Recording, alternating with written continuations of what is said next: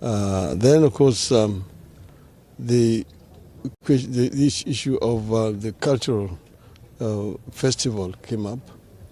As you know, I was one of those who were involved in the founding of this festival. The former governor, Mr. Nanok, came to me and suggested that he wanted to start something of this nature. And I told him that is really welcome. I encouraged him, and I was here at the first cultural festival. From that time onwards, I've come consistently each and every year, except last year, because of the confusion that was reigning in the country. And it is always a good opportunity to meet and talk with people from Turkana. I usually come and stay more than one day. This festival, of course, is one of its kind, and it's being people from the region, the people who come from Ethiopia, some come from South Sudan, then from Uganda, and even from far away. So it's a very good cultural event.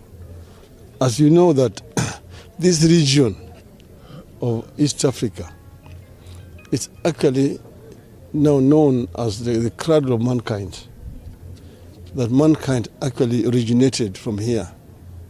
The first species of humanoid has been found here in Turkana.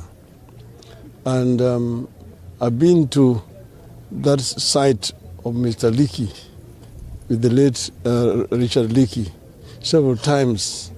And he has taken me through his research work which he was doing in conjunction with the University in California and the UK. And it is actually amazing what is here.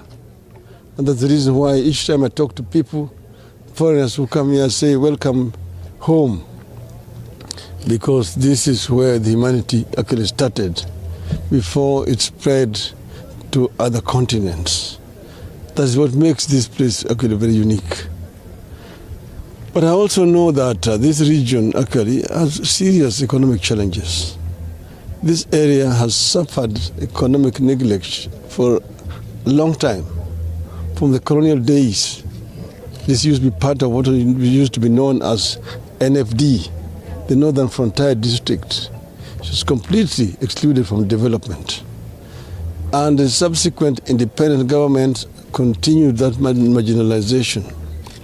Remember, when I was the Prime Minister, I'm the one who came up with a minister for arid and semi-arid lands, and appointed Mr. Elmi to lead that ministry. That's when we started what you call affirmative action, to deal with the areas which have been historically neglected and mainstream them in development. And then when devolution came, we came up with a revenue share which tended to favor these regions which were backwards. There is also equalization fund which is provided for in that structure.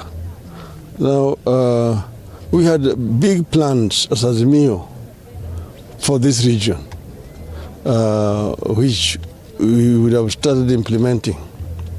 Now, I know that Mr. Ruto was here yesterday, and as is his nature now, practice, he made all those empty promises of what they intend to do for this region.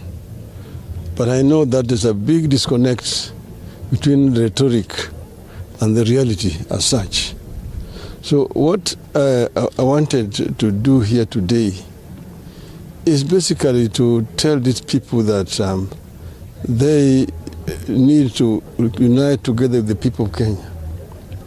This region has voted for me and for ODM and Azimio overwhelmingly in the last general elections. We have 3 members of parliament from this region. We have some members of county assembly. The governor himself is from ODM.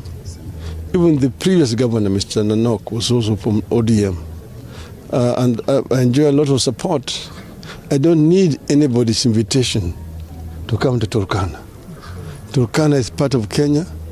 I lead a political party, which is Kenyan political party and a coalition. So I don't need anybody's invitation to come here. And when I come and the people want me to talk, actually, it is the height of stupidity to refuse me even an opportunity to greet the people. The governor, of course, was feigning that he was not aware, because he is very aware. And I know that he gave assurances to Mr. Ruto that he will not allow us to speak here today. That is the height of political intolerance and hypocrisy.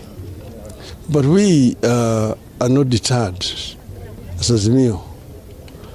And I want to actually assure our supporters in Turkana, we will be coming back. We'll come back for a political rally. And to talk to them more seriously about what needs to be done. These people suffer the same thing that the rest of the country is suffering from. The cost of living, they have been told, is very high for the people here. Most of them cannot make ends meet in an arid region like this one here. We need to do affirmative action. This is the area where the government should do subsidies so that people can really make ends meet. Some of them are not even able to take their children to school. The healthcare system itself is suffering seriously. And you know that this regime has no proper plans to improve healthcare. They are trying to centralize healthcare, to move it from the counties. But I know that they just want to recreate the past. The same thing is applying with education.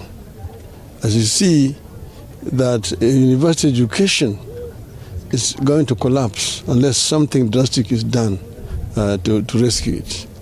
So we have come, and I'm happy that the people have escorted us very well. I just want to tell them we will be back soon. Thank you very much. Asante. No questions, thanks. Because of flight time. Yeah, thank you. Thank you, Mheshimiwa